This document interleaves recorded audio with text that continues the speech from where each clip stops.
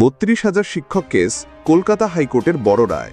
৩২,০০০ প্রাথমিক শিক্ষকের মধ্যে থাকা এই শিক্ষকদের চাকরি এখন সুরক্ষিত। কলকাতা হাইকোর্ট ৩২,০০০ প্রাথমিক শিক্ষকের চাকরি সংক্রান্ত একটি গুরুত্বপূর্ণ মামলায় রায় দিয়েছে, যা বহু শিক্ষকের জন্য স্বস্তির খবর নিয়ে এসেছে।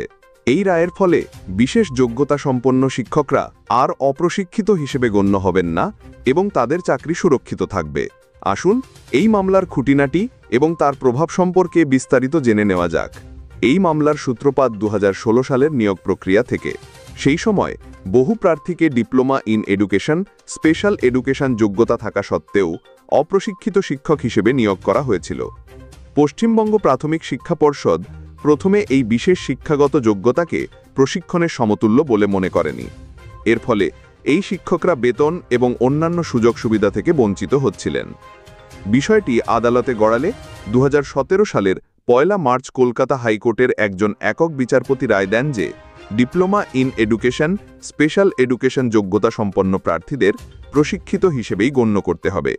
সেই রায়ের পর থেকে এই শিক্ষকরা প্রশিক্ষিত শিক্ষকদের মতোই বেতন এবং অন্যান্য সুবিধা পেয়ে আসছিলেন। কিন্তু সমস্যাটি নতুন করে দেখা দেয় যখন ২০২২ সালের ২৮ নভেম্বর প্রাথমিক শিক্ষা পর্ষদ একটি তালিকা প্রকাশ করে, যেখানে এই শিক্ষকদের আবারও অপ্রশিক্ষিত হিসেবে দেখানো হয়। এই তালিকার কারণে তাদের চাকরি বাতিলের আশঙ্কা তৈরি হয়, কারণ সম্প্রতি ৩২,০০০ অপ্রশিক্ষিত শিক্ষকের চাকরি বাতিলের প্রক্রিয়া চলছিল। এই পরিস্থিতিতে বিচার প্রার্থীরা ডিভিশন বেঞ্চের দ্বারস্থ হন।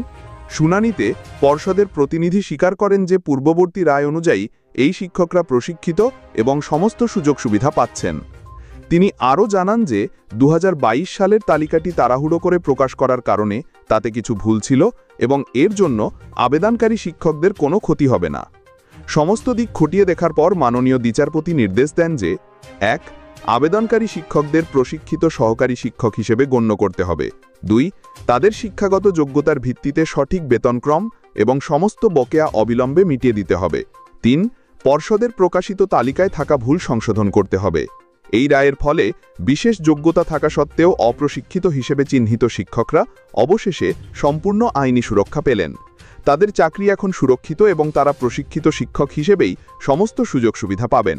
এই রায় শুধুমাত্র আবেদনকারী শিক্ষকদের জন্যই নয়, বরং সমগ্র শিক্ষক সমাজের জন্য একটি গুরুত্বপূর্ণ বার্তা বহন করে। আপনার কি মতামত কমেন্ট করে জানান।